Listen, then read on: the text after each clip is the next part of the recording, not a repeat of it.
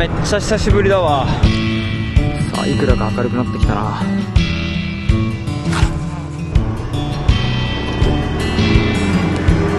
ほら始まった。ほら食った。よっしゃやっよっしゃ。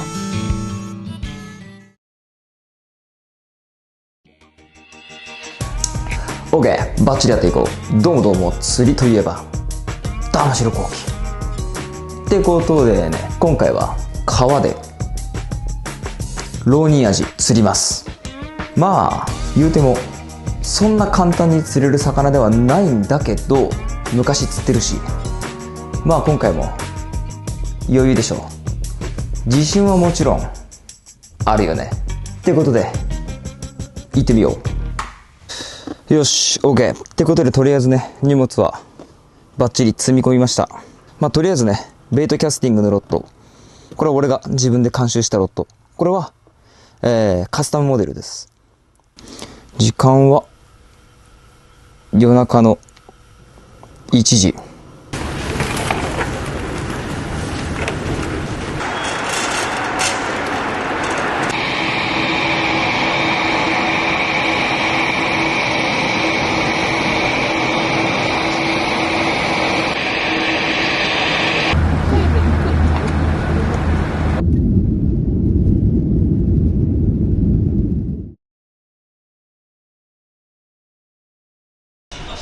よし OK ということでね、まあとりあえず着きました。フェリーに乗って今回は原付で釣りをしようと思います。よしということでね、まあとりあえずこれからまあ原付を取りに行って、もう全然寝てないからぐっすり寝ようと思います。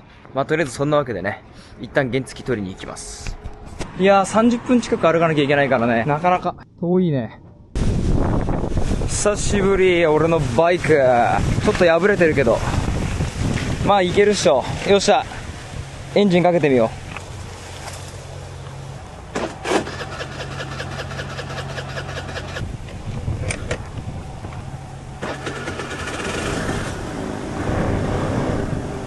う。おお、かかった。いいね。オッケーオッケーオッケー、バッチリだよ。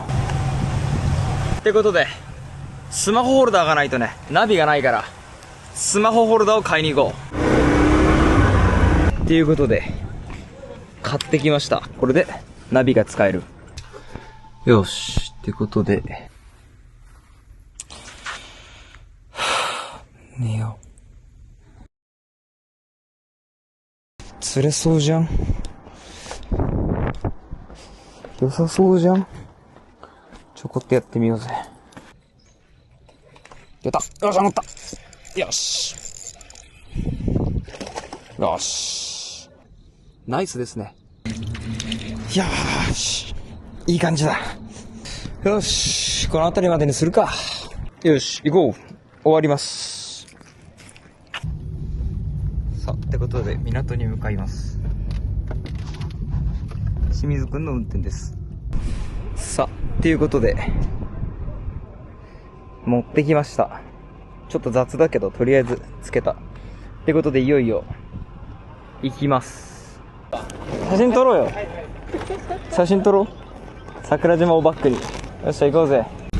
はい、じゃあねー。頑張ってください。じゃあな、またね。よっしゃ、いよいよ行くぞ沖縄に。よしってことでバッチリ行こう。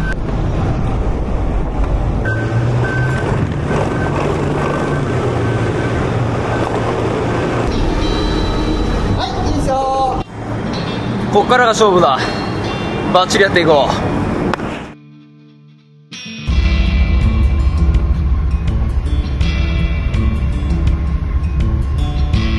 う。さあってことでいよいよあと1時間半で到着。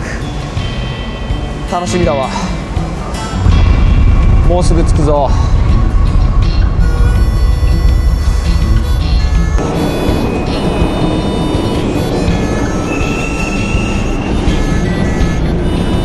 久しぶりだな。うわ、めっちゃ久しぶりだわ。あーやべえ、荷物多いわ。本当に何キロなんだこれ。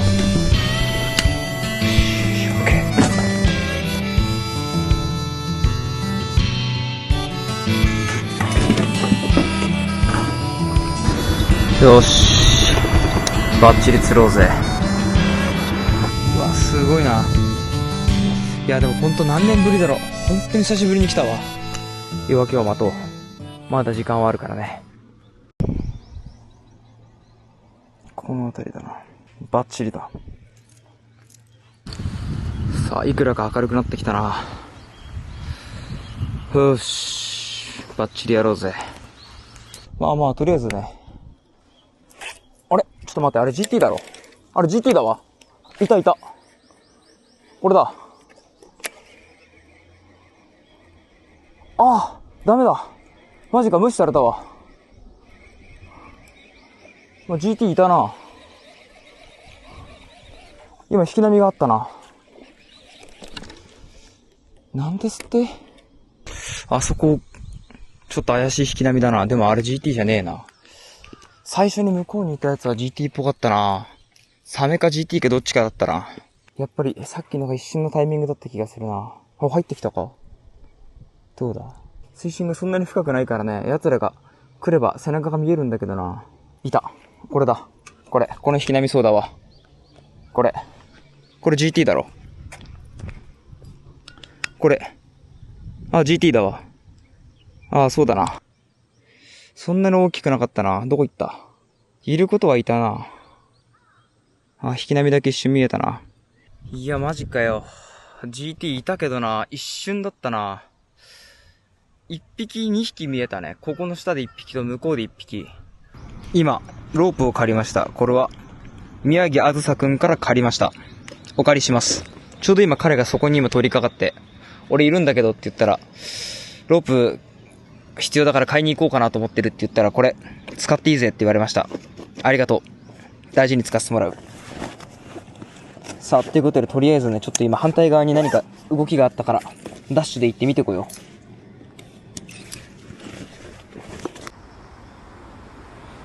う。いそうだけどいねえな。うわ、餌いるな。ただちょっとロニーアジの姿見えねえな。ちょこちょこ餌を追われて逃げてるけど、でっかいロニーアジが追っかけてるわけじゃないんだよね。ちっちゃめなんだわ。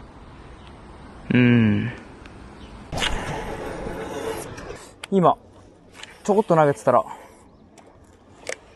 40センチぐらいのロニーアジが追っかけてきたな。ちょっとコツがつかめたかもしんないぞ。入ってこないね。まあもうちょっと今水が高いから下がってくるの待つしかないかな。あとはボイルが起きたらそれを打つって感じで。まあなかなか難しいわ。とりあえずちょっと一旦移動だな。さっきのポイントはもう人も来ちゃったし、なかなかできなそうだから違うポイントにいてちょっと様子見て、またさっきのポイントに戻ろう。とりあえずは違うポイントを見て回る。まあここはそんなに大きいやつはいないんだけど、まあとりあえずいればラッキーって感じで。だいたい音がでかいからね、出てくるイメージなんだけどね、バチャーンってやったりするとどんどん移動しながらやっていこう。ここもね、一応まあ50センチぐらい、5、60センチぐらいのやつは結構昔釣ってるんだよね。ただタイミングが結構難しくて、いても一瞬でいなくなったりするから、まあやる気のあるやつが近くにいてルアー発見すればまあ食ってくるかもねっていう感じ。そう、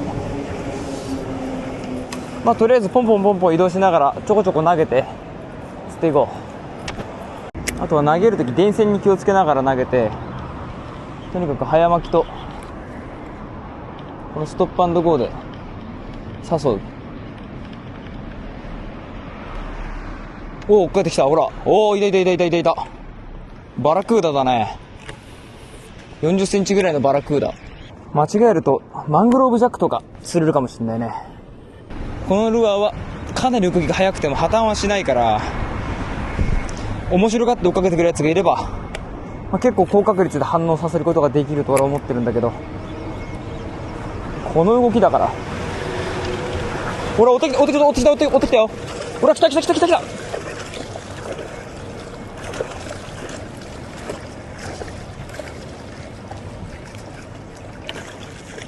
メッキだね。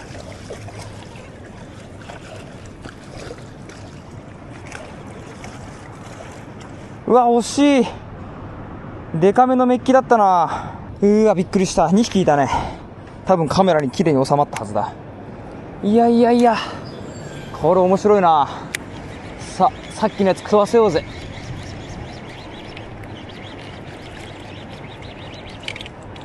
ほら来た。おっしゃ、追っかけてきてる。追っかけてる。下についてる。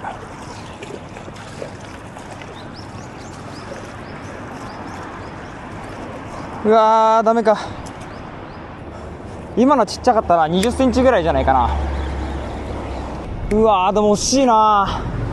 さっきのやつめっちゃ反応してたな。いやー、面白い。久しぶりにやったらマジで面白いわ。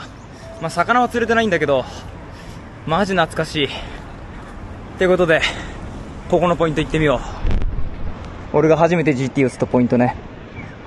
やってみよう。海から元気な浪人アジが降りてきてればじゃねえ、入ってきてればかかると思います。さあ、ギリギリまで近寄って優しく橋の下にキャスト。来ない、いない。次はね、これトップウォーター。さあやっていこう。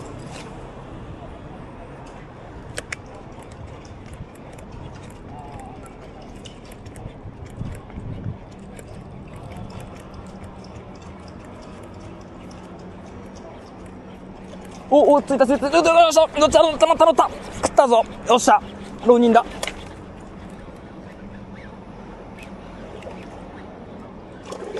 さあ、バラせねえよ。よし、危ない。よし、取った。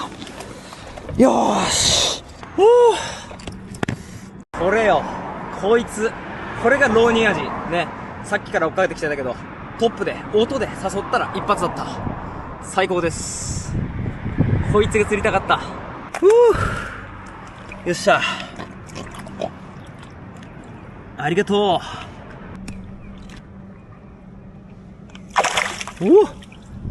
バイバイ。いやー、面白い。これぞ玉城の釣りね。そんな感じ。よし、次はサイズアップ行ってみよう。やべ、暑すぎて死ぬわ。これ水飲もう。やってらんねえわ。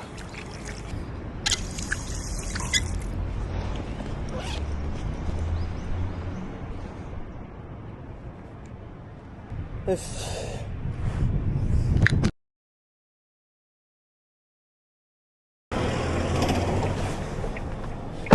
これからちょっと雨が降るかもしれないってことで、友達から車を借りましたね。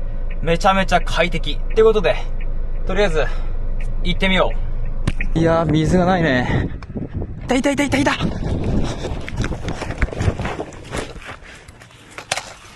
あれ GT だな。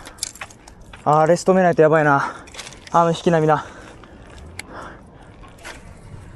あれ GT だ。間違いないだろ。違う？おお、そうだ。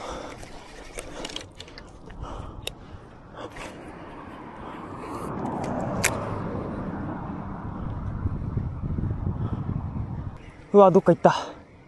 マジか。あれ仕留められる魚だったな。どこ行った？明確な引き波が出たらそれを撃つぞ。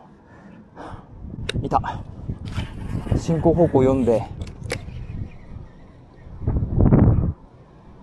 あー、気づいてないな。音で寄ってるけど。いやー、届くかな。うわ、難しい。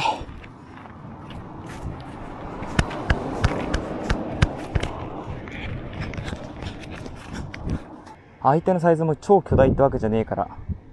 向こうにも引き波があるな。同時には追えねえんだよ。これそうだわ。これ GT ね。足元にいるわ。そんなでかくねえけど。いなくなっちゃったな。よし、最後ちょっと違う場所行って移動して終わろう。こっちも結構良さそうだな。水が少ないけど GT が上がってきてればチャンスだけどな。いやー、だいぶチャンスはあったけどダメだったな。くそ、惜しい。また明日やっていこう。ということで今日はこの辺で。じゃあまた。バイバイ。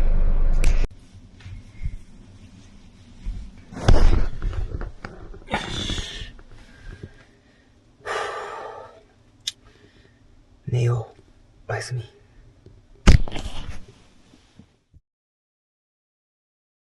よし。ということでね、とりあえず今日は、大きい川ではなくて、小さめの川に行って、ロニアジ釣っていこうかなと思います。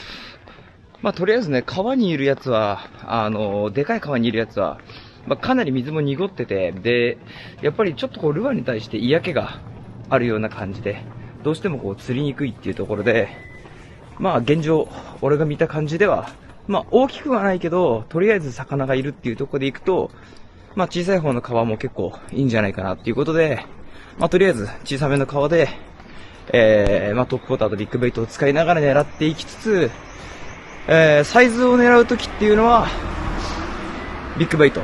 逆に、数を求める場合はトップウォーターって感じで、状況によってトップと、ビッグベイト使い分けながら、しっかりローニアジ釣っていこうと思います。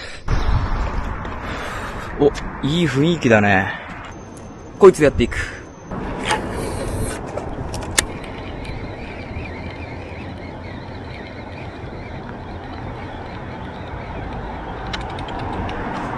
お、サメだ。おっぶねえ。これ釣るかこれ。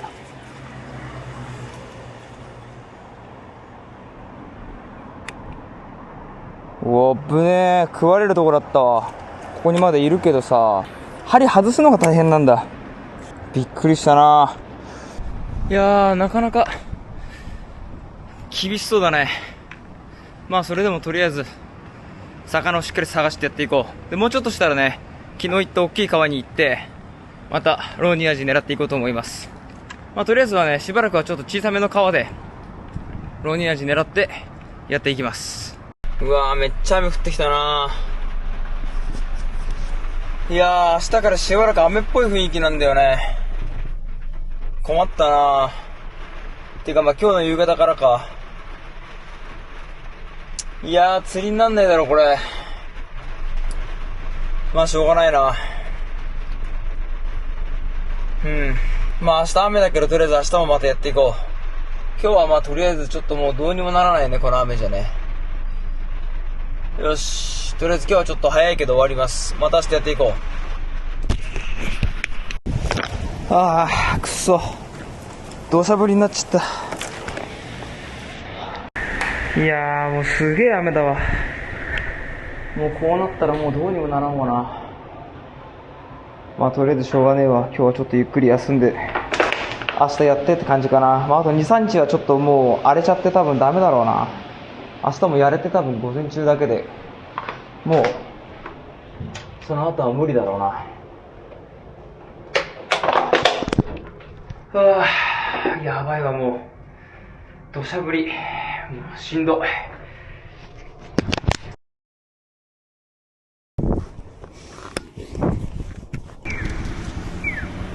よし。今現状とりあえずね、雨も降ってないし悪くはないと思うんだよね。とりあえず行ってみてって感じになるね。いやー、どうだろう。ちょっと水が多い気がするけど、雨が降りすぎたかな。昨日ゴミもがっつり流れてきてるしな。よし、移動しよう。 OK ってことで次はこいつでやっていく。さあ、昨日ぶりのここ、果たしてどうだろうか。やっていきましょう。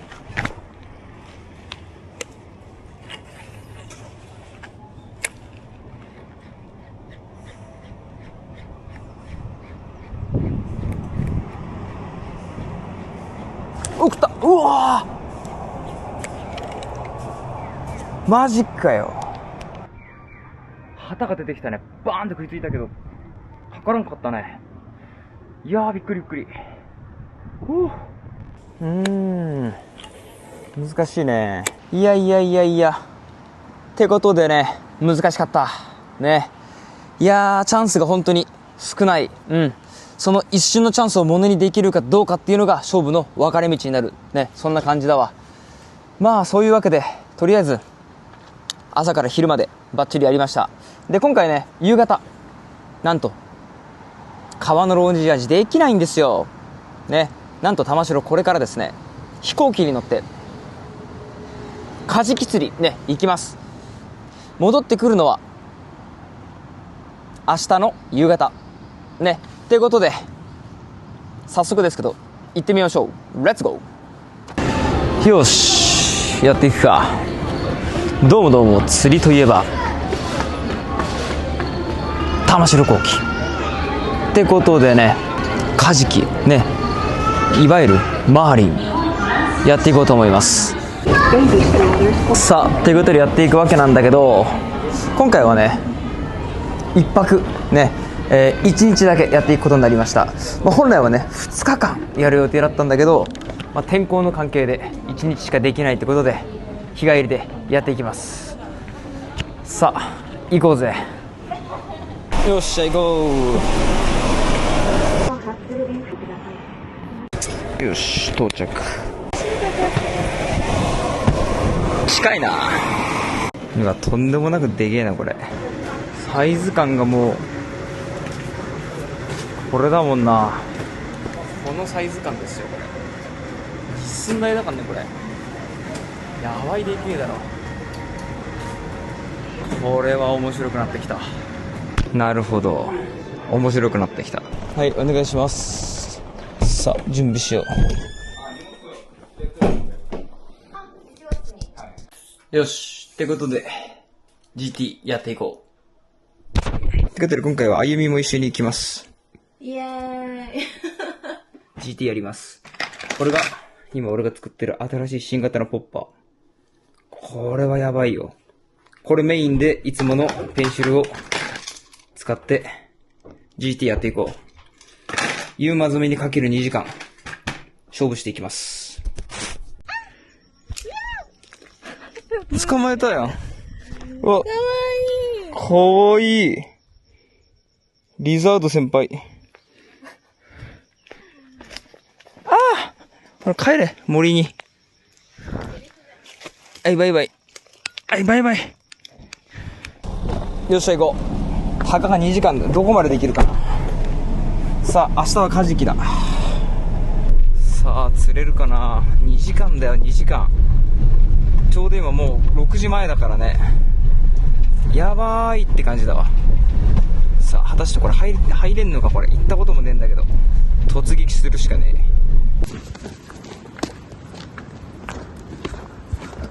さあちょっと行けるかわかんないけど近づいてみるか、海まで。で今日はもう場所を見てどうのこうのやってる場合じゃないんで、良さそうなポイント見つけたらもうそっからやります。今日はロータイド、水がない状態ね。この状態で釣りをするわけなんだけど、まあどうなることやらって感じだな。とりあえずちょっと小高い場所に行って水の状況を見ます。話はまずそっからだ。そこそこ良さそうな感じだな。ここでやっていこう。とりあえず何でもいいよ。泳ぐるは高さがあって泳ぐるはダメ。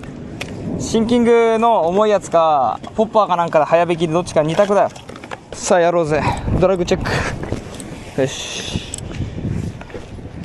さあ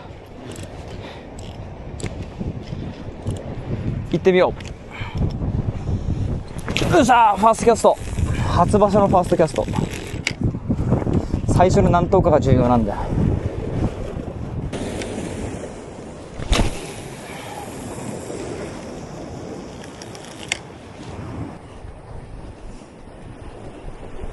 お、追ってきた追ってきた追ってきた追ってきた。うわー当たった、惜しい。マジかよ。なんか磯マグロっぽかったな。なんだろう、なんか磯マグロっぽかったよ。こっち側とかどうだろうな。岸際、岸沿い、波の当たる面だね。ちょっと浅めだけどこういうとこは GT はいいと思うんだよな。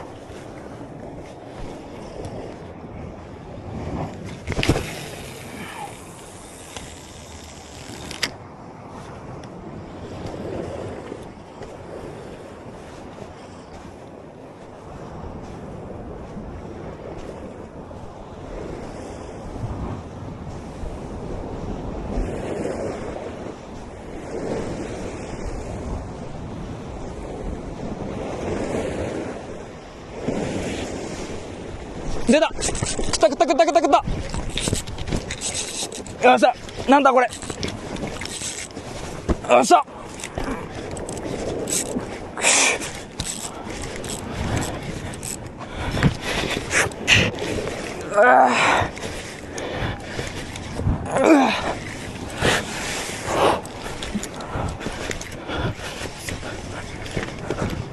さあなんだ。お、GT かな。お、GT だ。GT カメラあるよ。お、GT。ふう。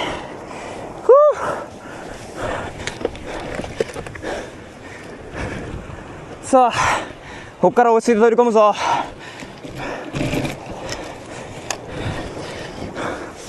ふう。カバンの中、その後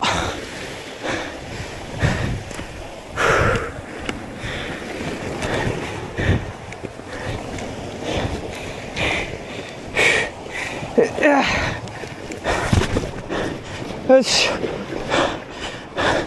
さあやばいね。ゆっくりやろうぜ。波と一緒に上げよう。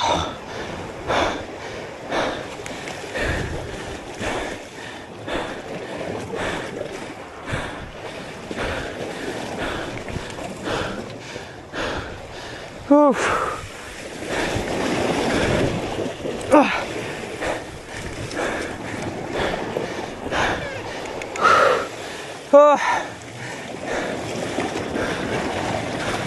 うら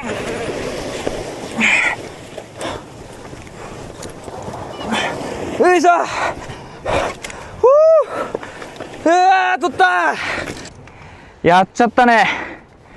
やべえ、とんでもなく嬉しいわ。よいしょよいしょよいしょ。逃がそう。ありがとう。やったー、最高だわ。幸先良すぎでしょ。イエーイ。あー、今日はよく眠れそう。 OK ってことでバッチリ GT 釣りましたね。いやめちゃくちゃ良かった。まあ1匹目のやつもちょっと釣りたかったけどね、贅沢言えばね。まああんまり贅沢言ってると釣れなくなりますから、この辺にしておきましょう。まあでもやっぱりロニアジっていうのはそのサイズ関係なくね、やっぱ岩場から釣るっていうのは難しいでもって面白い。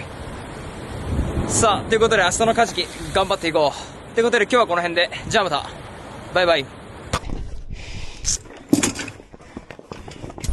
電気つけてみ。い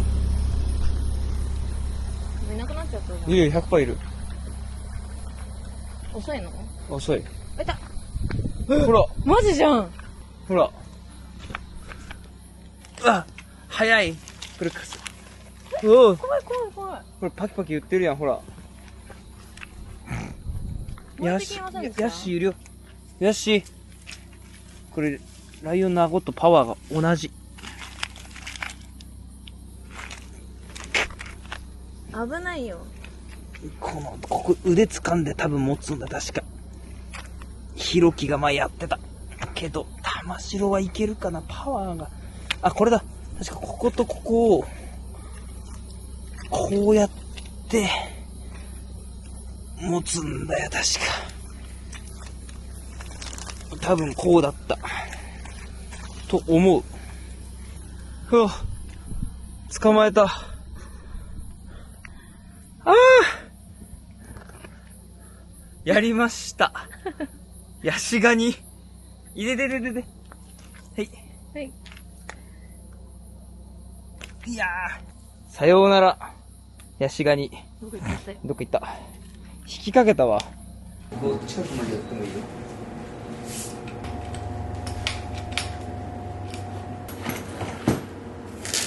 さあ、とりあえず一式道具を準備して、これに詰め込んで、今日はちょっと早めに寝ようと思います。じゃないとね、船酔いしちゃいますんで。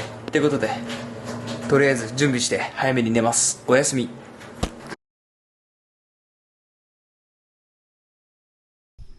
よし。ということで、行ってみよう。お願いします。じゃあ、太郎さんですか？はい。これ、みのるくんから電話変わってって。あ、どうぞ、卵です。大したものあれですけど。はい、ちょっと、ケースが安っぽいんですけど、中身高いやつなんで。はい、食べてください。はいよ。はいよ。つけて。食べようぜ。うまそう。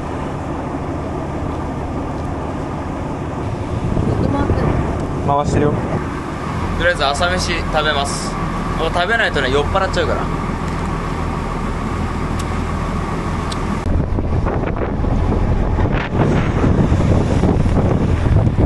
ちょっと入れてみますね。こっちで、こっち、上、こっちだ、こっち。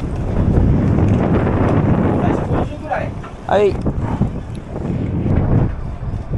よっしゃ、オッケー。はい、オッケーです。目通しでかけます。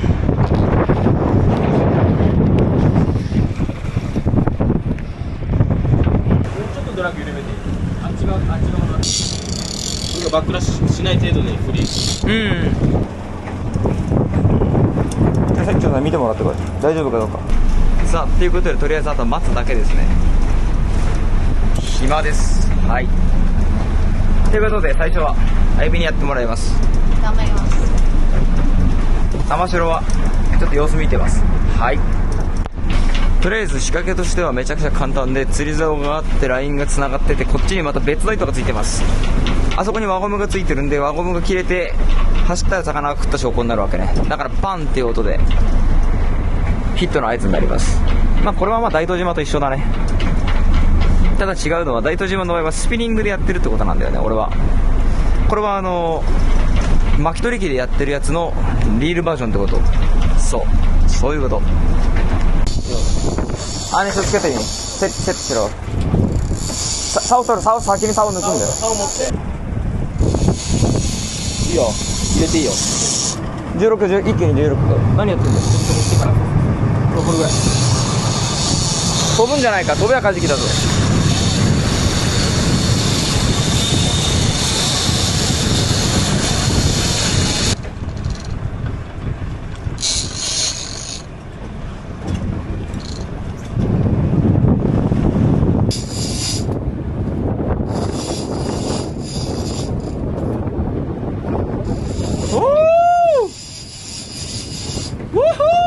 負けおー、すげえ負けどんどん負けって何してんだ負け。手伝ってもらえばいいさ。もう手伝ってください。ああ、やるよ。じゃあ任せとけ。でも半分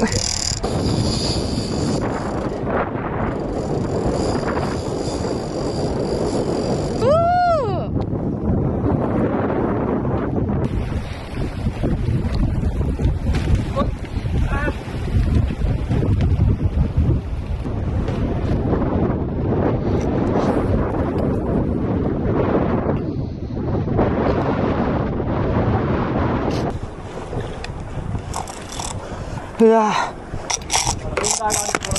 い。ストップ。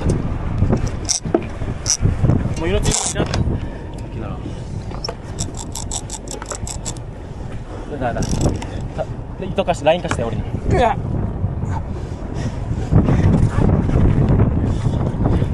巻いて。はい。うわ、色が変わった。まっすぐ引っ張ってよ、クールバックの方に。せーの。よいしょ。オッケー。ありがとうございます。ありがとうございます。ありがとうございます。ファーストマリン。ファーストマーリン、こちらでございます。ブラックマーリンですね。うわはい。コバンザメがすっごい強い白いコバンザメだ。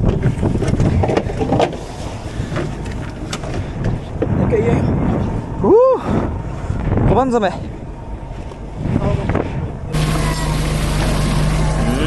ナイスですね。うわ、すごいねこれ。俺はい、投げ。120 129。ちょうど取ってる時だと。これ見て、これヒレが畳めるんだ、この中に。これ隙間が空いてるわ。すごいね、これ構造が。この魚の構造を初めて見たわ。すごいわ。海苔を抜く作業だね。さあ、ということでとりあえずね、こんな感じで今回は、マーリンをやっていきました。なんとなく、流れも分かったし、魚の強さも分かったから、これを踏まえた上で、将来的に自分の腕だけで釣っていくっていうのは、ありかなと思ってます。はい。そんなわけでね、とりあえず今回は、一人で、やるっていうよりも友達と一緒にやったんだけど、将来的には自分が一人で操船した船で行ってキャッチするっていうのまでは、いけるんじゃないかなっていうビジョンが見えたから、かなりね、今回は勉強になりました。そう。とりあえずそういうわけで、今回はですね、マーリンやっていきました。ということで、最後まで見てくれてありがとう。じゃあまた。バイバイ。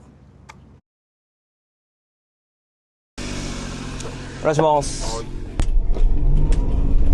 あれ？到着ですね。ありがとうございます。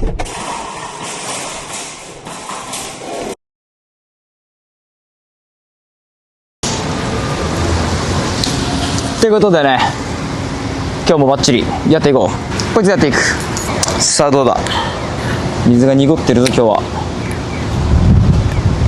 濁ってる中でごまかして釣っていくって感じだな。とりあえずちょっとただ巻きも含めながら水中でドッグウォークさせて、反応がなければまた投げ直してって感じだな。いつも通りだな。丁寧に探って反応がなければもうどんどん移動するって感じでやっていこう。移動しよう。よし。よし、OK。次はこれ。クランクベイト。そう、クランクベイト。こいつでやっていく。使い方簡単です。軽く投げて、ハンドルを回すだけ。ね。これだけでございます。しっかり巻いてきて、海底にタッチしたら、川底にタッチしたら止める。底にタッチしたら止める。あとは足元まできっちり引けるのが特徴的なんで、最後まできっちり引いてあげることができる。特にリッパーが長いからね。投げて、ハンドルをしっかり回す。竿先を下げて。で、しっかり当てながら、ゴツゴツゴツゴツと、下の岩に当てながら引っ張ってくる。で、引っかかったかなと思ったら、むやみやってるように引っ張らずに、ちょっと回ってば浮いてくるから、そのままかわして負けるわけ。そう。いわゆるストップ&ゴー。巻いて止める。引っかかりそうだったら止めて浮かせてから、もう一回回避させる。ね。いわゆるバスフィッシングでよく使われるテクニックなんだけど、これを今、ここでやっているって感じ。そう。この釣り方は本当に旗がね、かなりよく釣れる釣り方で、昔からよく釣ってるんだけど、最近は、どうなんだろう。やってる人いるのかな。で、こういう草とかついたら必ず取ってあげる。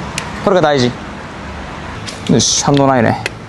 したら、粘らずに移動する。移動しよう。よし、ということでとりあえずね、スポットに着いたんだけど、いやー、どうだろう。とりあえずちょっと、雨が強いからね、あと1時間ぐらいちょっと様子見て、って感じかな。上がってくればラッキー。ダメだったら、今日はもう終わりだね。とりあえず、やるだけやってみよう。まずいな、これ。雷か。上がろう。危ないわ。これマジ嵐だわ、これ。とんでもねえわ。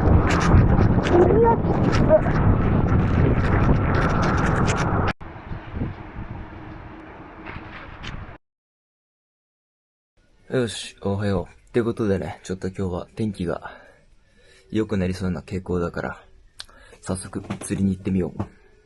昨日から本当に大雨が降り続いて、水の状況がどうなってるかわかんないんだけど、もう太陽が見えてるね。ってことで、パッと行って、様子見て、って感じかな。早速だけど、現場に行ってみよう。さあ、多分この辺りがいいんじゃねえかな。川の合流地点というか、流れ込みのエリアだね。この辺りに多分入ってくると思うんだよね。よし、ここで少しスタンバろう。来た。これ浪人だ。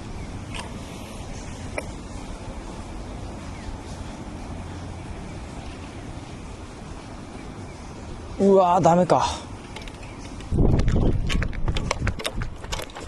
さあ、見つけたぞ。さあ、どこ行った？あそこにいるな。うわ、こっちからじゃ難しいかな。さあ、雨で増水してるこのポイント。どうだ？流れも強くなってて、パッと見はすげえ釣れそうだけど、やってみようぜ。まずは手前からだな。お、いた。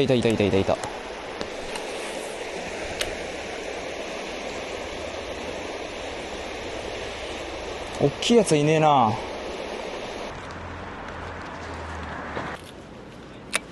これフローティング。浮くやつです。とにかくフローティングはね、引き波を立てて引っ張れるから、トップウォーター的な使い方で誘えるっていうのが一つの強みだな。区域があるなし関係なく、とりあえず魚に発見させる。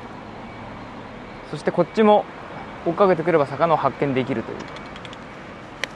俺なんかそこにも波が立った。これなんだ？ボラかな？ボラっぽいな。追っかけてこないもんな。ロニー味だったらバーンと追っかけてきたり食いついてきたりするかもしれん。狙うはこの橋の下。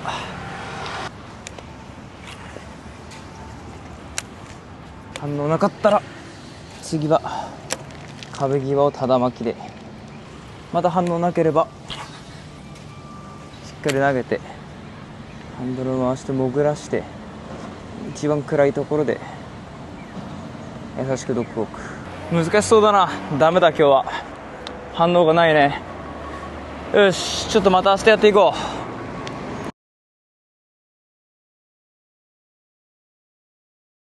よし、今日こそやるぞ。絶対仕留めてやる。悪くはないと思うぞ。ただもうちょっと暗くなってからが勝負な気がするけど。やばい。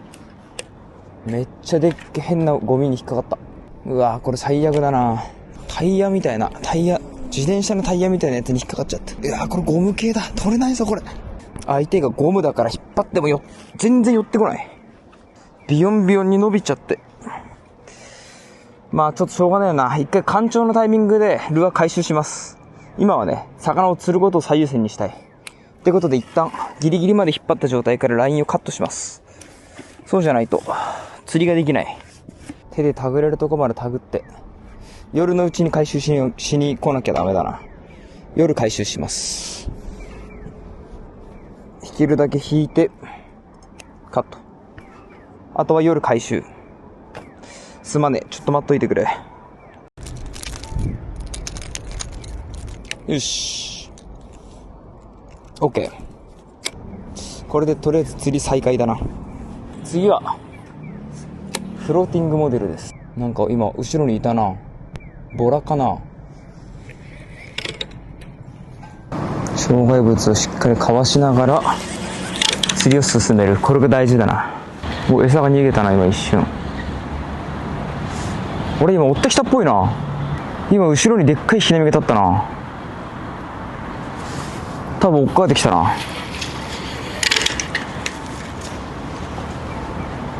もう一回。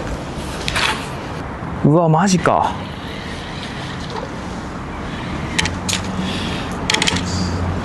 びっくりだなおい。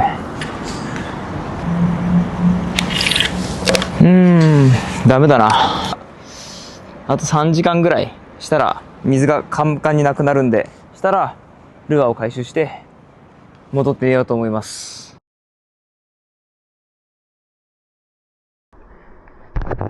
あったく。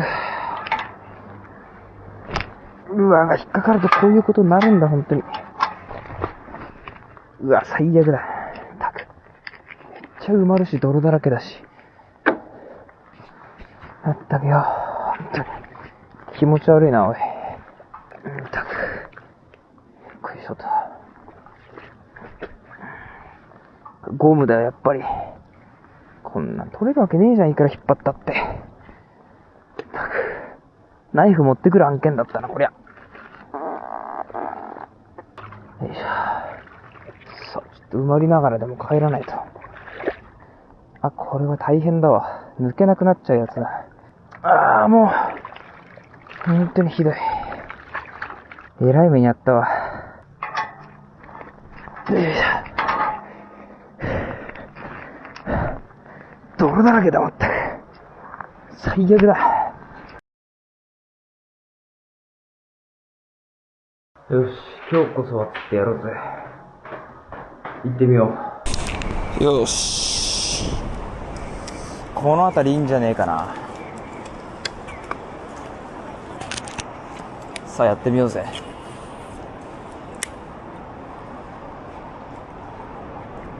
うわ、早速着いた。惜しい。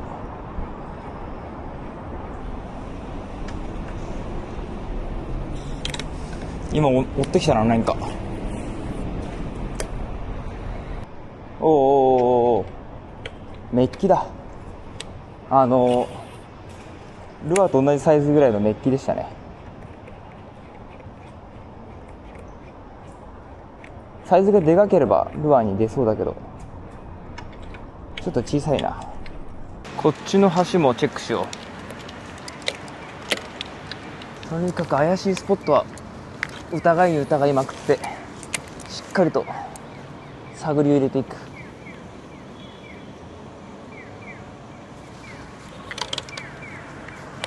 お、浪人。痛い。お、追ってる。あー、ダメか。あ、追ってる。足元にまだ来てるわ。ちっちゃい浪人がルアーのサイズと一緒ぐらいだな。さすがにちょっとちっちゃすぎだな。倍ぐらいねえと。さあ、今日は冷やし汁でございます。いただきます。いただき。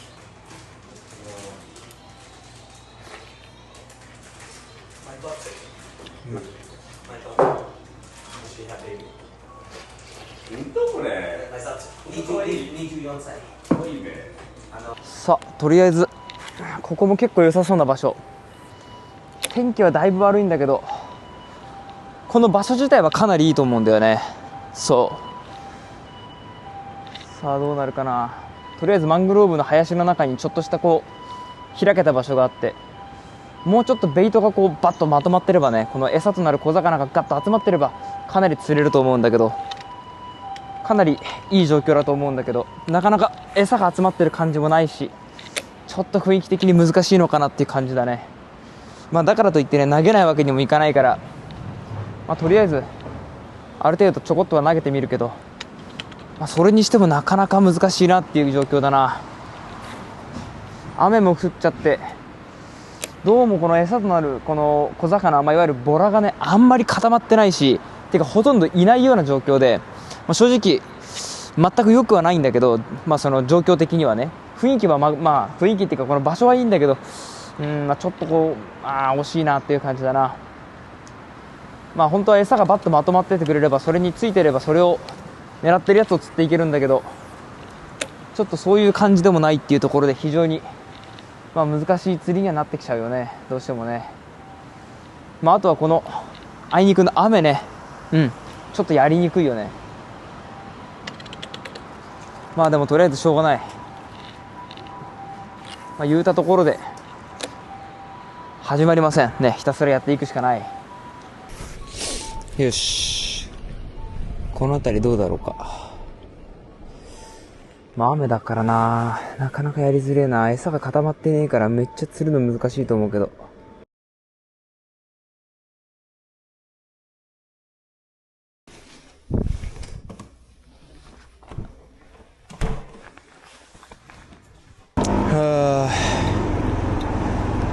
ちょっと遅めの朝まずめだけど行ってみよう。さあこの辺りはどうだろうか。パッと見良さそうだな。ちょこっとだけ投げてみるか。今日予報だとかなりがっつり雨の予報だったけど、全然そうでもねえわ。特にこの時間帯相当降りそうな雰囲気だったけど、意外とそうでもねえな。結構ここでもいいぞ。このスポットは初めてのスポットだな。こう小魚の群れはいるけどね、これボラの子供なんだけど、ちょっとサイズが小さいな。もっとでかきゃいいけどな。やべ、おお、サメだ。さあどうだ。首振りが弱くなっちゃったな、前に張ったら。ここじゃないんだな、多分ウェイトの位置は。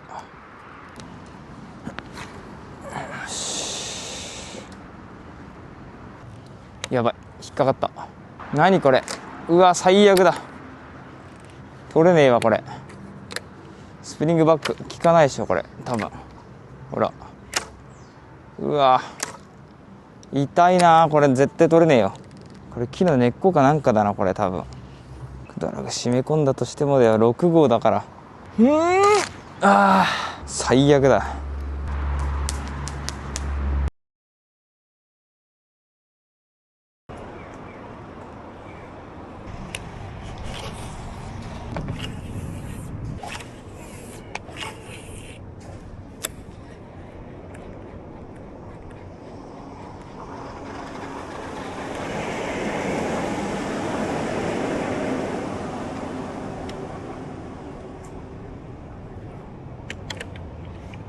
お、バラクーダ。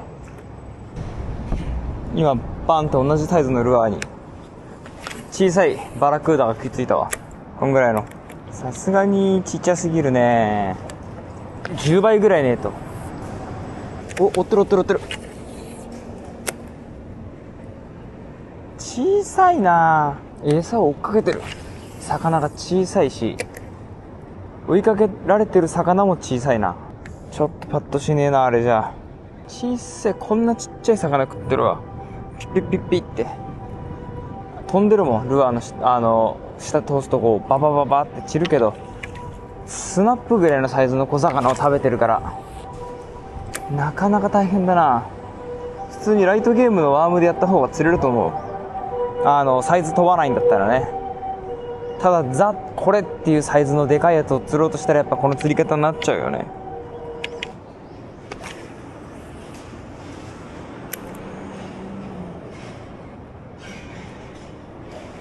うわ惜しい。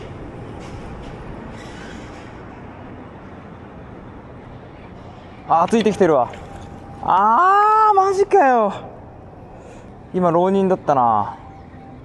ルアーには触らなかったけど。マジかよ。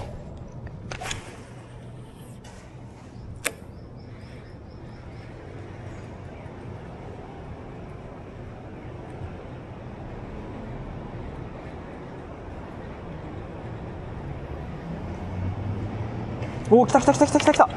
うわー、今食いかけた。マジかよ。惜しい。同じとこ何回も通しても食わねえよな。擦れちゃうからな。でも群れだな多分。 2,3 匹の群れだろうな。1匹目追っかけてきて別のやつだと思うな。さっきのやつの方がでかかったな。これ潮が変わるタイミングまでここで粘るのはありだな。ここも今日は浅いな。一段と浅いわ。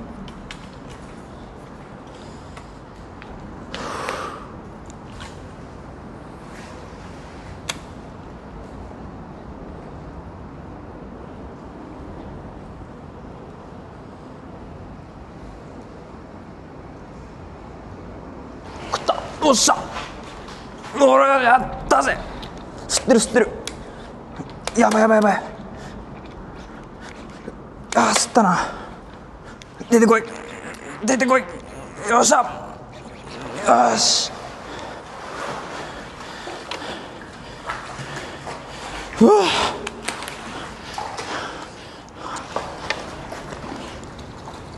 いしょー。うわでっけ。うわかっこいい。でっか。すげえでかいサイズこれ。いやーでかいよこれ。よいしょ。おーこれむっちゃでかくない？これはでかいわ。はい、初めて釣ったなこんなでかいの。おーすごい綺麗。ありがとう。いい仕事してるよ。今回作って初めて釣った魚がマングローブジャックだった。嬉しい。よっしゃ。いやー久しぶりにマングローブジャック釣ったわ。しかもサイズは初めてだね。前に1回だけ同じようなサイズをかけたことがあったんだけど、その時はね、かけたっていうか食ってきたけど針が刺さらなくて、もうかなり悔しくてね、もういつか釣ってやろうと思ったけど、それが今日でしたね。まあようやくあの時の生産ができたかなっていう感じだね。よし、次は本命ローニアジバッチリ釣ろうぜってことで移動します。行ってみよう。うわー、いるけどな、これ届かないな。埋まるよこの辺。これとかそうだけどな、そんな大きいサイズのロニーではないんだよね。まあいいところ、すごいすごい、向こうなんてほらバンバン追いかけてるけど、そんな巨大ではねえな。多分30センチから40センチぐらいの浪人がひたすら追いかけてる感じだな。餌のサイズもちょっとちっちゃい。まあまあそれでもやるしかないよね。ちょっとここだとね埋まっちゃうから今できないけど、違う場所も見ながらねちょっといいとこ行ってみます。うわもうすごい雨だ。しばらく雨宿りしてから釣りに行こう。いやー、まだ3時半なのにこんなに真っ暗。これ釣りできないねこれじゃあ。いやー、ようやく雨が上がったわ。上がったっていうか弱まったわ。ということでね、ちょっとやってたら釣れそうなんだけど、この天気じゃもう無理だな。さすがに厳しいわ俺も。やむなく今日は終わりにします。はい。まあもうどうにもならないね。天候が味方してくれないとね、魚釣りっていうのはね成り立たないから、宿に戻ってまた明日やります。よし帰ろう。うわどうすんだよこれ、もうやばいやばい。川の中走ってるみたいだこれ。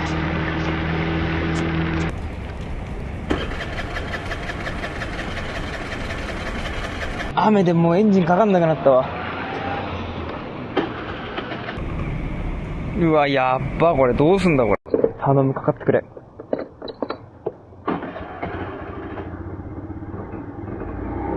まあちょっとアイドリング弱いけど、弱いな。回れ回れ。止まったらもう動かねえぞこれ。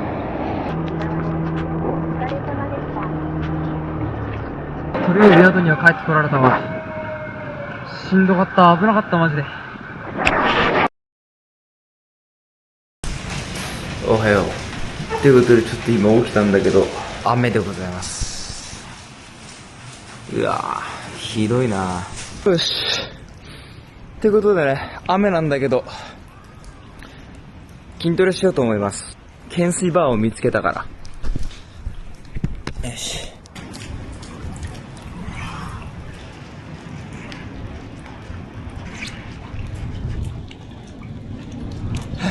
さあとりあえず味噌の次は梅、大葉を。よし、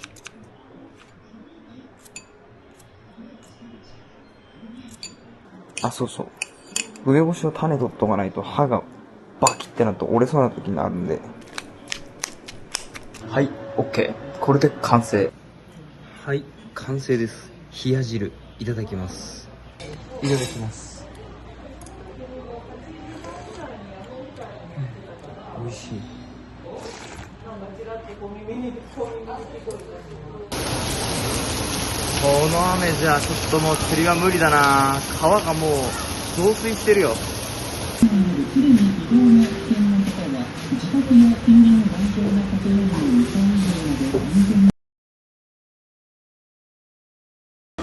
昨日全く釣りができなかったけど、今日はある程度雨が朝のうちバッと降って、まあどこまで濁りが取れてるか分かんないけど、濁りが抜けてれば結構なチャンスだ。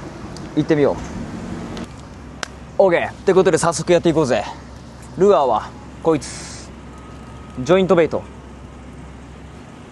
でやっていく。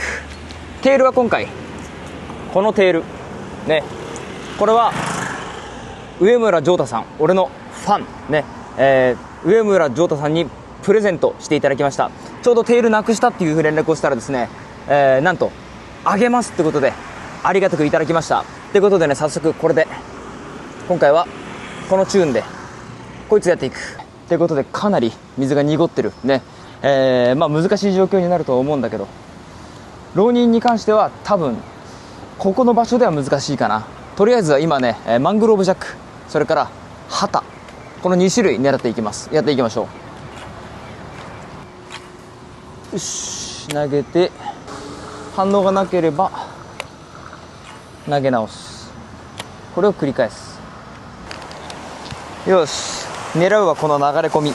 この流れ込み狙います。何回か投げて反応がなければすぐ移動します。やっていこう。反応がないね。さあ、っていうことでちょっとこれもうやばいです。こういうところの草とかね、みんな流されたりとか、対岸も綺麗になっちゃってますね。相当水かさが増えてバッとまとまって流れたんだろうな。まあ個人的な意見としては厳しい状況だけど、まあ釣れない理由を並べても始まりませんね。ってことでちょっとそのまんまずっと見に行って、次の、この水の落ち着いたタイミングに備えていろんな場所をね下見しておこうと思います。さあ、夕まずめやっていこうぜ。ロニア、いた GT だ。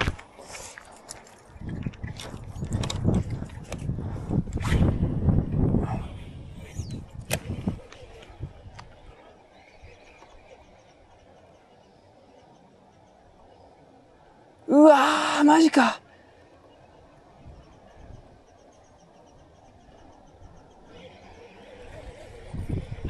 いたけどな、今。どこ行った？どこだ？うわー、マジか。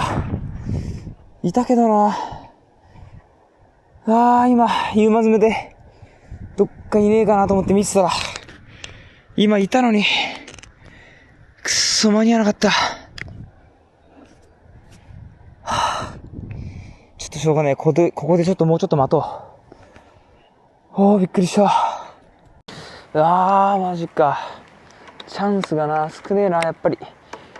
さーっと行ってしまったな。そんなに大きくはなかったけど、いたな、GT。くっそ。もう昨日の雨でもうダメになったかなと思ったけど、普通に入ってきてるな。うわー。何度かやっていくしかねえな。うわー、見えねえな。悪くはねえな。悪くはねえけど見えねえな、魚がもう。ちょっと違うスポットも検討だな。難しいな。うわ、いるわ。バチャバチャしてるわ、この辺。どうやって釣るんだこれ。くそ、いるわ。ここで仕留めなかったらもう仕留めきれねえよ。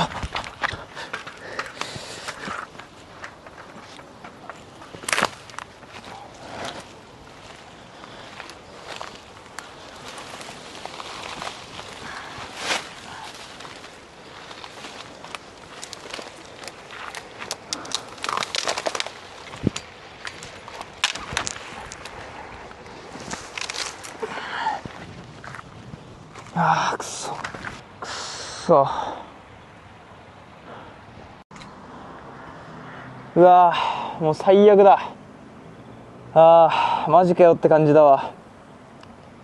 下まで降りてってやりてえのに、ライトの充電が今日はないっていうか、充電してたはずなのになんでか入ってない。多分どっかでつけっぱなしになっちゃったんだな。多分それで消費しちゃったんだな、電池を。悔しすぎる。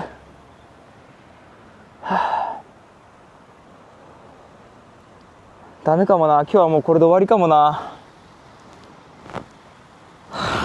いや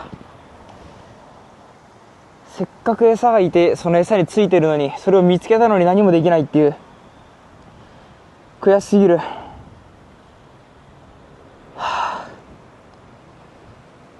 ダメだ、電池がないわ。カメラじゃないや、このライトの。 OK、 しょうがねえ。分かった、しょうがない。もう諦めるときは諦めるで、一回体勢を立て直してしっかり明日やっていこう。今日は一回終わりにしよう。明日朝一からやろう。今すれ違った高校生が20キロぐらいのが2匹いたって言ってたな。いよいよ入ってきたな。チャンスだぞこれ。明日の朝一だ。絶対逃がさねえ。明日の朝絶対やってやる。うわー、これはやばい。水の色がこれ境目ができちゃってるでしょ。こっちの水の質はまだいいけど、向こうはひどいな。よし、移動だ。これ雨降るぞこれ。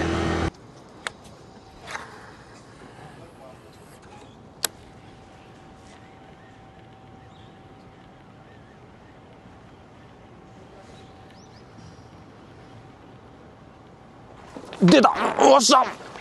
ほら、食った。うわー、マジかよ。おっしゃー。浪人だったな。うわー、マジかよ。うわー、もういねえよ。でも誘い方がちょっと分かったぞ。あの魚を皮切りにどんどんやっていくしかねえな。回収しに行こう。今日は干潮だから回収できるんだ。よいしょ。お待たせ。ちょっと汚れてるから洗ってやってだな。綺麗になったね。おかえり。ここだけもうめちゃくちゃ魚いるわ。小さいチヌ、クロダイとボラいっぱいいるね。ここだけめっちゃいっぱいいる。あ、メッキもいるわ。混ざってる混ざってる。ちょっとだけど。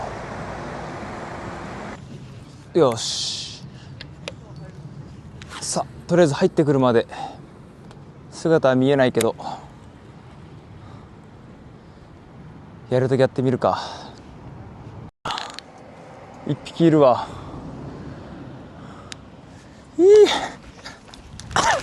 どうやってかけんだよこれ。むちゃくちゃ難しいとこにいるぞ。どこ行った。見えねえわ。見えねえな。でもいるな。いるのはいるわ。どこ行った。見失ったな。ちょっと困っちゃうな。やっぱり来たじゃん。予想当たったな。高校生が遊んでますねこれ。これはちょっと GT どっか行ったなこれ。さあってことでちょっとねしばらくあそこで様子見てたんだけど、高校生がねちょっとやっぱこういっぱい集まってきてですね、みんなでルアーを投げてわちゃわちゃやってるんで、ちょっと邪魔するのは悪いなと思ったからちょっとだけ移動します。違うとこ行ってみよう。いたわ。この辺にいるわ。どこ行った。バイクの音で逃げてった。ビビってあいつら。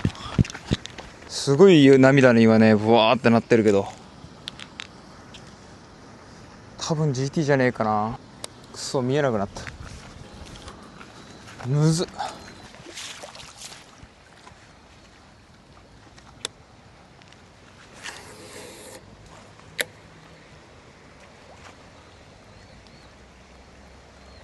お、いた。泳いでる泳いでる。これ引き波そうだな。姿見えねえけど。うわすっげえそっかけてる。うわすっげえなおい。うわすごい。やる気抜群だなこれ今日は。あの橋の下にいるわ。いた。2匹いる。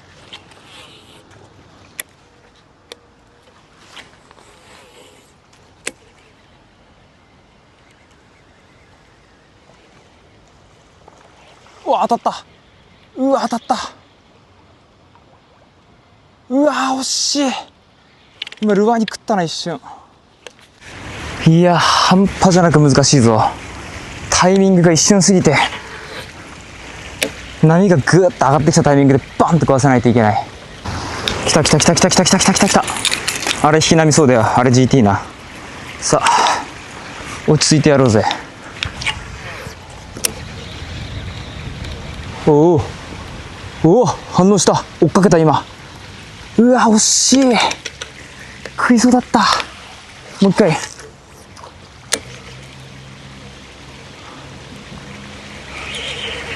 た目の前。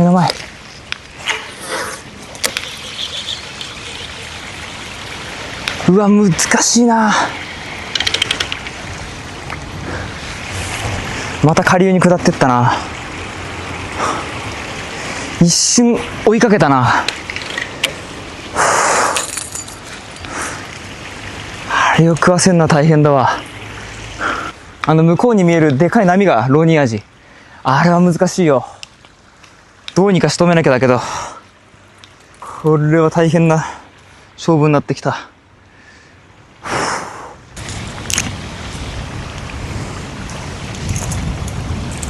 悔しいな。終わったかな。いやー、最近で一番チャンスだったね。やっぱ今日だったか。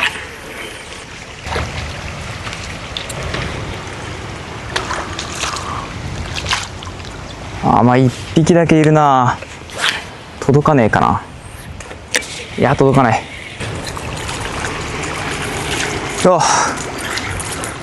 これが餌だ。これ黒鯛。これを食べてるわけよ。こいつを追いかけまして食べてるわけ。タイミングピタッと合わせないとなかなか難しい。うわ、逃げてる。すごいわ。向こうもバチャバチャやってるな。入れてみるか。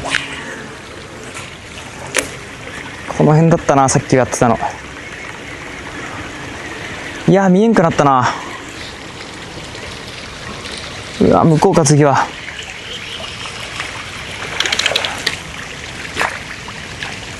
いやー、神出鬼没すぎて狙いが定まんねえよ。こっちだな。群れの方についてるやつがいるかもしれね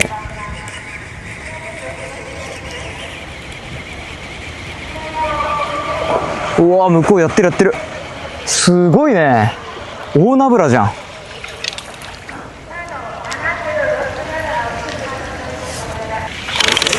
ちょっと餌がバッと散るような状況があったら近くに投げ込んで。うわ、いる。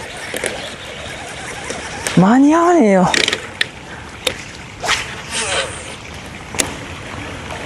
うわー、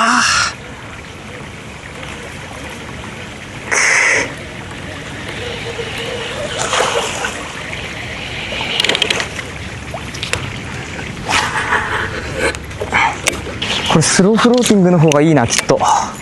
餌についてるから浮いてる状態のものでゆっくり巻いて食わした方が食うかもしんねえ。バスフィッシングじゃなくてシーバス釣りの応用でやろう。冷静に確実にやることをやっていく。それでいいんだ。よし、 OK。 これでどうだ。フローティングだ。よし、大丈夫。これで根がかりは激減する。やっと俺の釣りらしくなってきたって感じだよ。しかし水がちょっとずつ上がってきてるっていうのが心配なところだ。うわ、すごい。うわ、すっげえ。バーンと奥でずっと奥やってるね。サイズはそんなにでかくはないけどやる気は満々だな。うわ、引っかかった。こんな浅い水深でもかかっちゃうか。もう一枚外すか。これハイフローティングでやってみるか。根がかりがすごい浅すぎて。おお、すっごい音。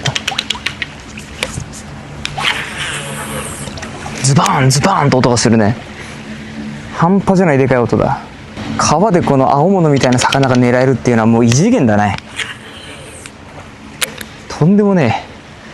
普通じゃねえよ。そして何よりこのベイトタックルでやるっていうのが面白い。うわ、いた。オッケー、届いた。うお、バッチャバチャだ。追っかけてきたんだね。 GT だね今ね。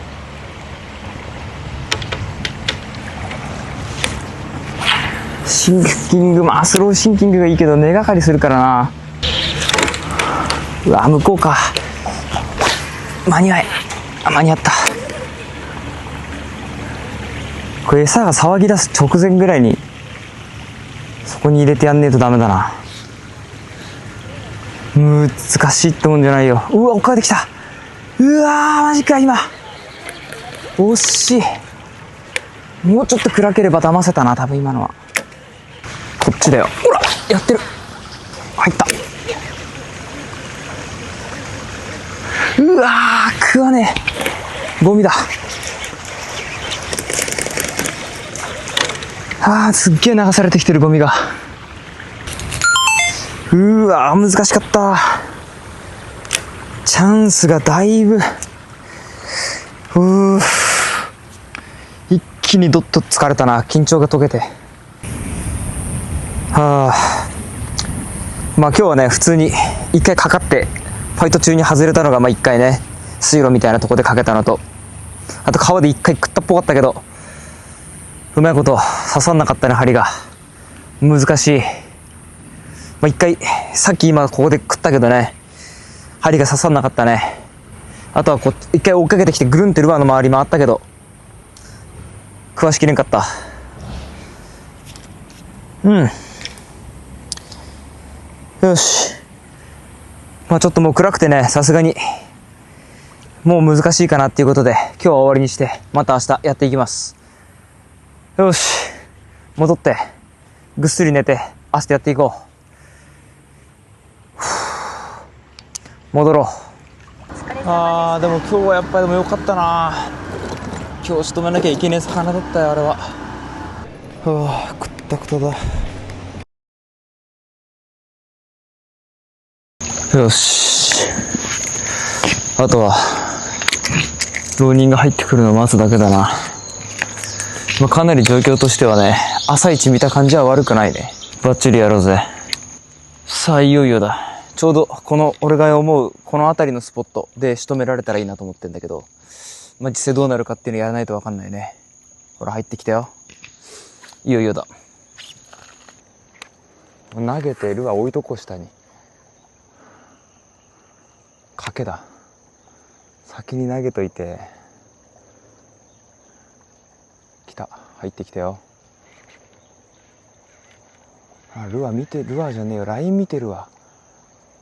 こいつライン見てるな。うわ、先回りしてったけど、マジか、そっちか。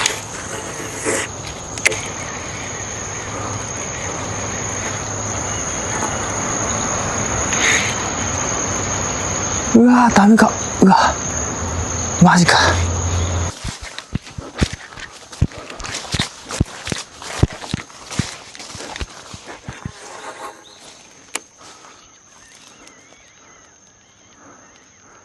うわー、ダメか。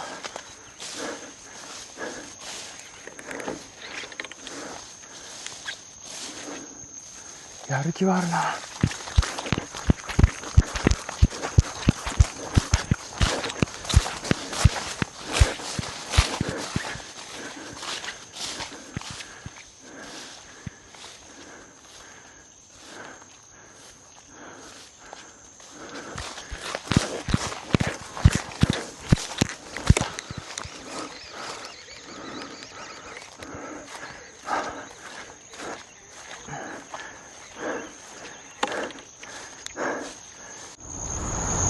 はあ、終わったっぽい雰囲気だな。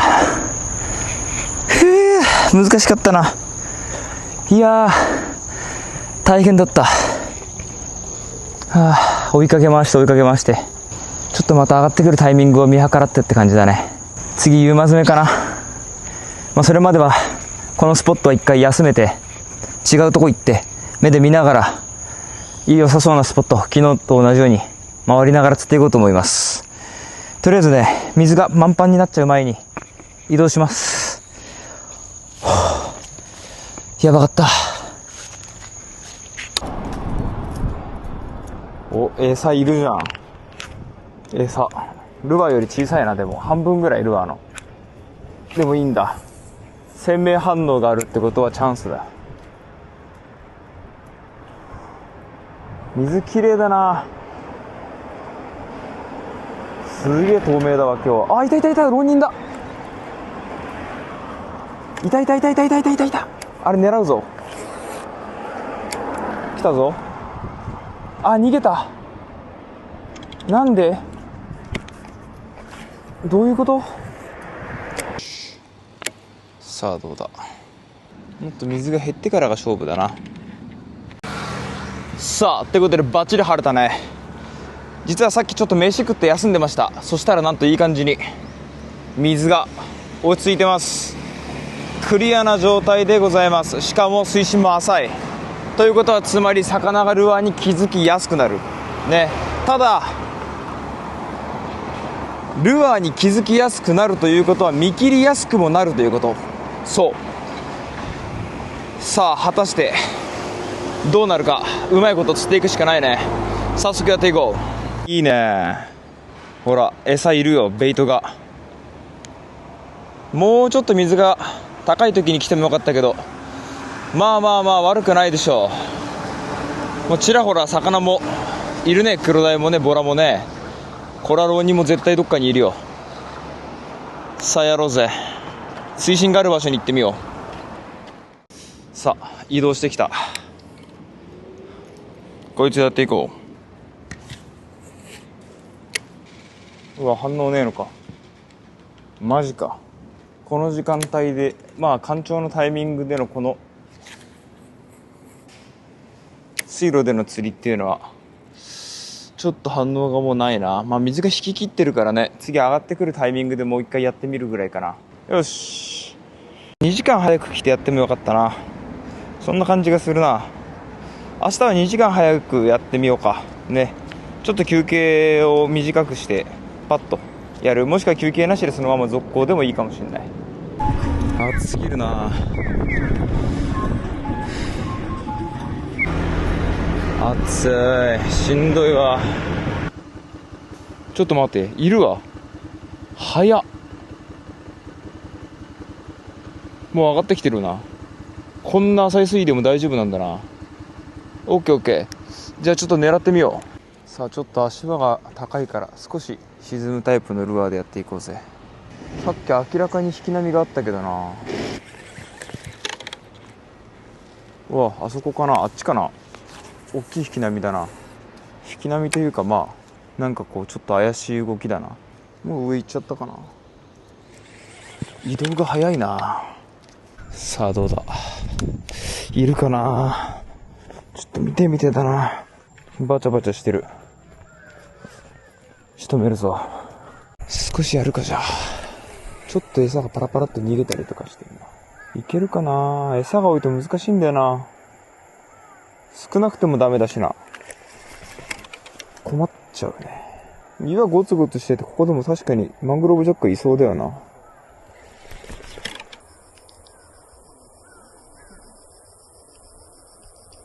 さあちょっと暗くなりました。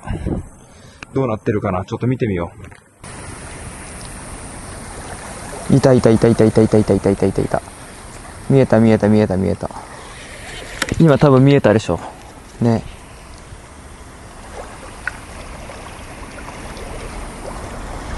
こいつらその辺うろうろしてるな。これは釣るのがなかなか難しいぞ。あ、いた。波が立ってる。うわ、食え、惜しい。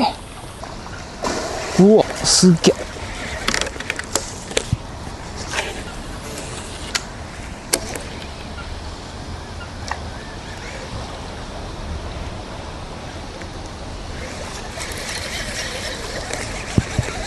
うわ、追ってきてた今。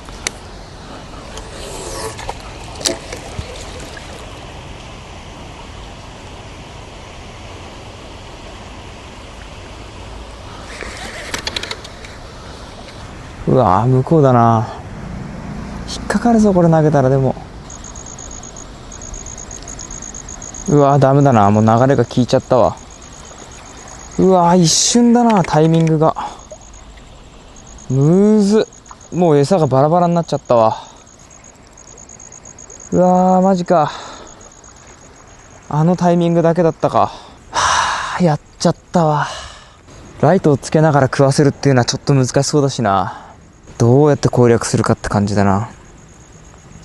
いないところで投げ続けるわけにはいかないから、一回ライトで確認したいけど、ライトつけちゃったらプレッシャーかかっちゃうし、もうそうなるともう運試しみたいな感じで場所ごとに一回ずつ投げてチェックするしかなくなるけど、うまくいけばそれでも食うかもしれないけど、いる保証がないところで投げ続けるほど時間の無駄なことはないと思ってるから、そこが本当に難しいところだね。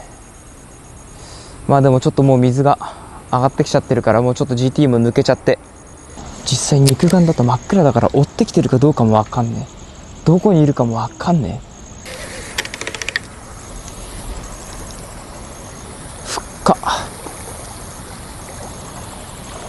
これは違うエリアでやった方がいいかもな。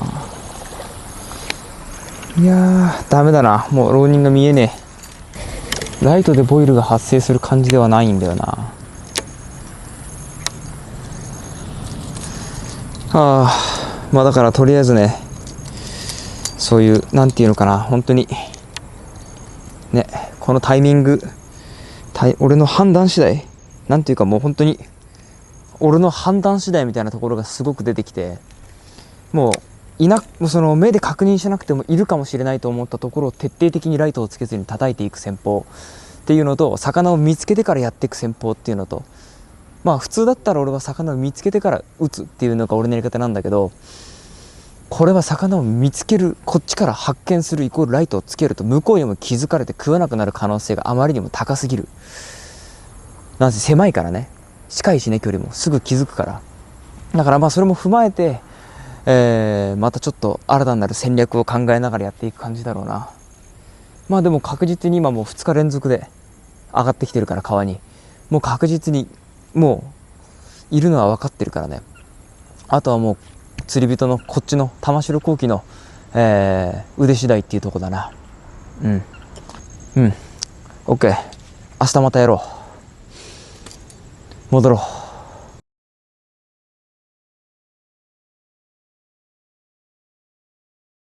う。よし、ちょうど潮のタイミングがバッチリだ。朝早く起きりゃ何でもいいってもんじゃねえ。潮が上がってくるタイミング、下がってくるタイミング、自分が思うベストな水深っていうのに合わせて自分が動いていく。よし、やろうぜ。よし、バッチリ釣るぞ。行こうぜ。とりあえず水が抹茶っちゃだけど、とりあえず水がちょっと濁り気味ぐらいかな。まあまあ悪くはないと思うんだよね。ルアーも騙しやすいと思う。よし、まあいつも通りバッチリやっていこうぜ。GT いたわ。足元ででっかい引き網立ったな。もう入ってきてたんだな。もう無理やろ。食わしきれる気がしねえ。いやー、ってことで、まあしばらくね、まあ、見てたんだけど、一匹だけ80センチぐらいのやつがスーッと足元を泳いでったけど、まあもうちょっと餌食うような雰囲気じゃなくて、かなり難しいような感じだったね。まあちょっと精一杯ね、やることやろうかなと思います。まあとりあえず、移動します。残り3日しかないから。行ってみよう。これ食べます。今日の朝ごはん。パイナップル。いただきます。いただき。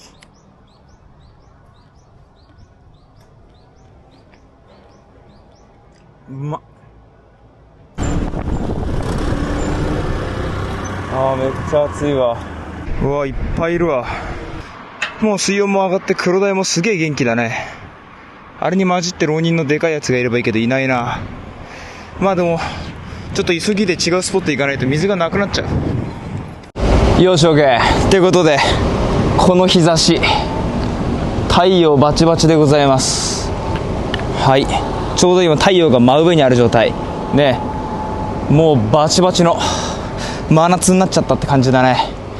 ってことで、晴れたら影を打っていくね。もうルアーフィッシングの基本中の基本だね。この基本に忠実にやっていこう。とにかく狙ってるところの奥にルアーをぶち込んでハンドルを回すだけ。狙いのスポットの奥にルアーを投げてゆっくり。お、ついた。追っかけたね。今いたね。そんなに大きいサイズじゃなかったけど、食いつきはしなかったけど、直前まで今キュッて寄ってきたね。ここは俺が前にマングローブジャックを釣ったスポットだね。早速やってみよう。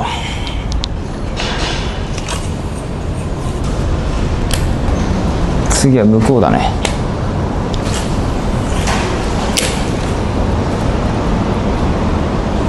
反応ないな。良さそうだけどな。よし、どんどん移動しよう。うわ、すげえ暑いなこれ。おい、たまらんな。よし、ってことで次はね、ユーマ詰めやっていこう。よっしゃ、ユーマ詰めだ。いよいよだね。今回はこのジョイントのパーツをワームで縛って、ワームじゃねえ、ゴムで縛って、あえて動かないようにする。これで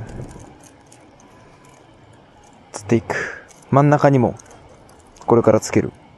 こうすることで動きが暴れずにスーッと引っ張れるっていう、そうこのチューニングでつっていく。俺はこれが有効だと予想した。ってことでユーマ詰めいよいよだね。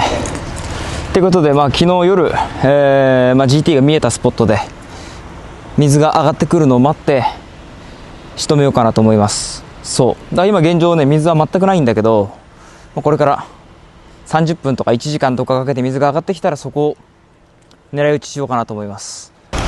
よし、完璧だと思うわ。とりあえずちょっと今のうちにイメージしておきます。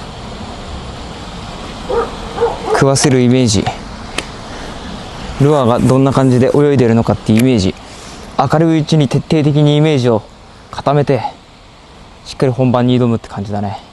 まだ下流側ではちょっとロニアジの姿は見えないけど、まだね水深が浅すぎるから、これから水位が上がってきたらまた変わると思う。ここが浅くなってるでしょ。浅くなってる。こっちからこう入ってきて、この沿いを通ってギリギリで回ってバンと食って、もう一回でこっちに戻ったから、入ってくるのが見えたらまっすぐ投げる、ゆっくりハンドルを回すって感じだな。でシンキングではなくて、あくまでもフローティングで狙った方がいいかもしれない。もしくはスローフローティングかスローシンキングか。今板鉛を1枚外した状態だ。さあこれでどうだ。これでフローティングか。イメージだ。投げる、落ちた、ハンドルをゆっくり回す。ほぼサスペンドだな、巻き速度的には。巻いたら潜る。ミノーだね、完全にイメージは。I 字系のミノー、動かないタイプだね。それをイメージして釣っていく。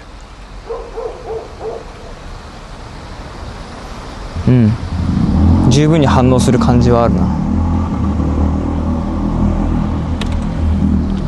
いけるんじゃないか。チュパチュパ音がする。いよいよ水が上がってきたな。いいね、餌が増えてきたわ。さああとはここから先はライトを消して完全に静かな状態にしてやります。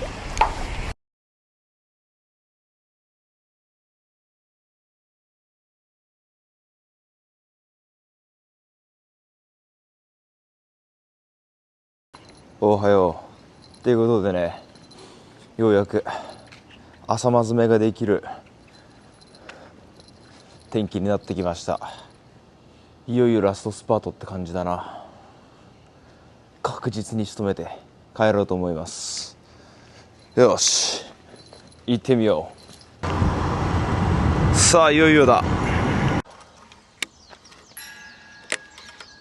よし、やってみよ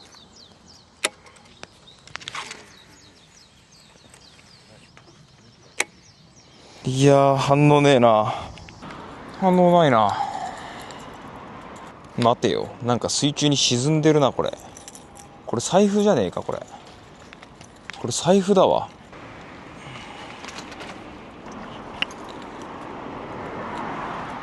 財布釣りました。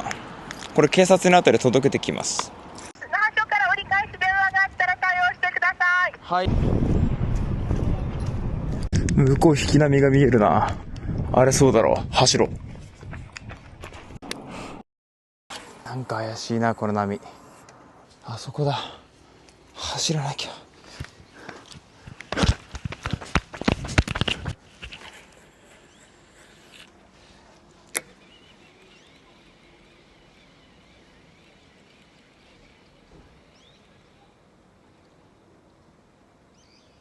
後ろについてるな。何これ、サメだ。サメ、一瞬パクッとやったな。これ反応するぞ。これ IG チューンだよ。何にもしない、無駄なアクションは一切入れずに、引き波を立てるボラみたいな感じ、静かに使う。すれ切ったバスとか相当食わないシーバスを食わせるときに俺がよくやってる、まっすぐルアーを動かす使うテクニックだね。動かないルアーを動かないように徹底して使うっていうテクニック。いたいたいたいたいたいたいたいたいた。早っ、やる気だ。お、来た。食うか。うわ、今やりかけた。惜しい。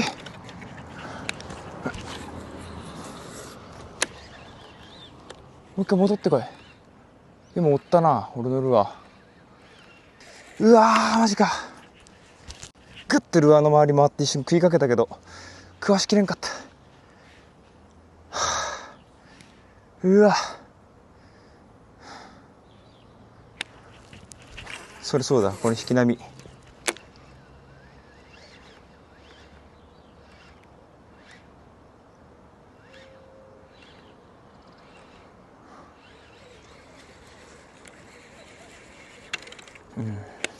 やる気だな。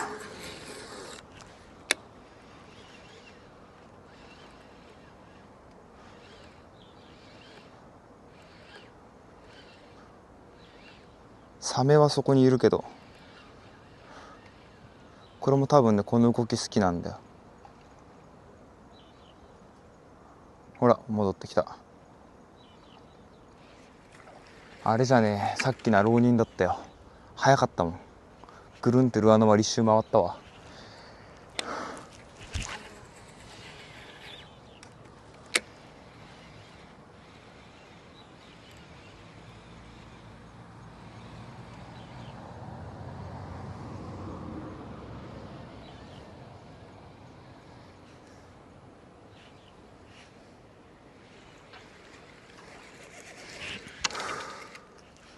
うわー、取りに行けねえけど行くしかねえな。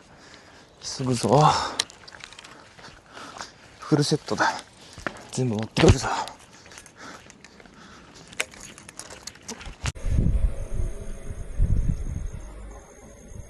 いやー、ダメか。はあ、マジかよ。絶対諦めねえかんな。明日が最後だな。悔しいな。なあ、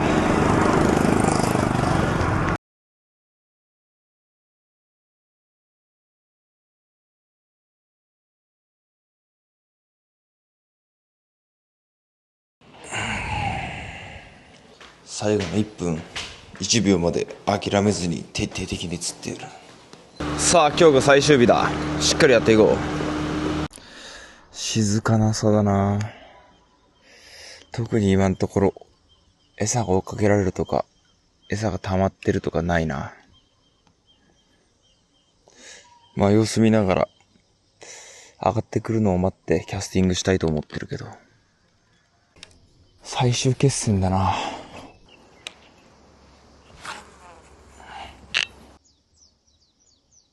なんか向こうの奥騒がしいな。えらく水面が揺れてるように見えるけど、ちょっと見に行ってみるか。間に合うかな。あ、いるわ。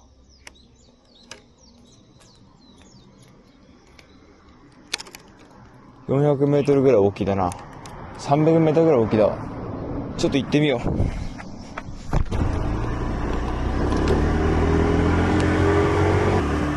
多分この辺りだったな。あれだ、あれ群れだ、群れ。群れについてるわ、GT が。あれ、ついてるよ。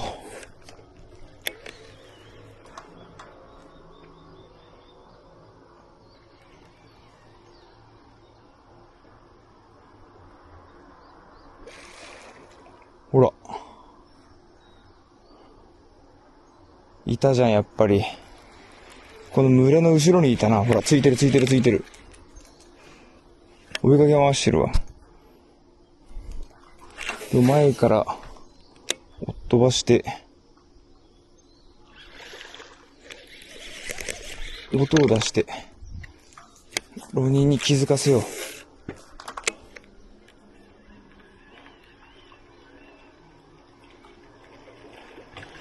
ら始まった。ほら始まったよ。ほら始まった。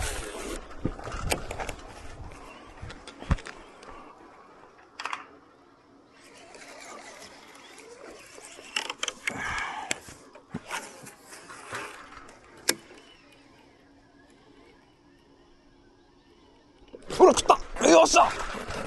やっよっしゃ。さあバラせねえよ。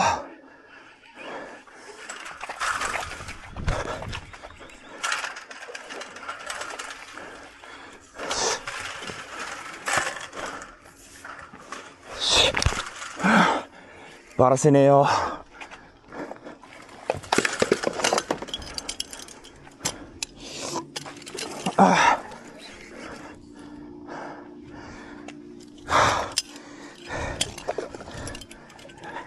うわ。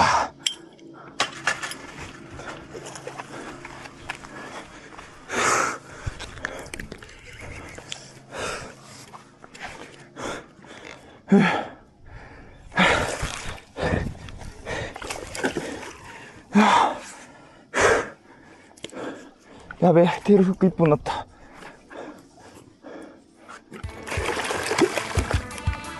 よいしょ。よっしゃ。よーし。やったー。サイズじゃねえんだよ。長かった。よし、オッケー。こいつが釣りたかったわけよ。よし。針外して逃がそうぜ。こいつを釣るために俺頑張ってきたんだ。よいしょ。おお、早い。ありがとう。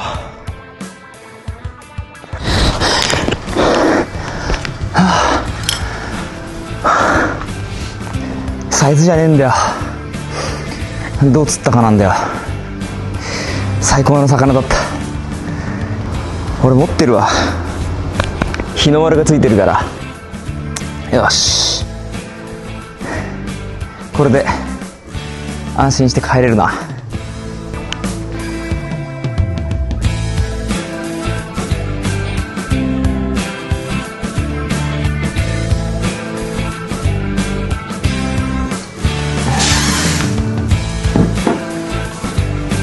いただきます。今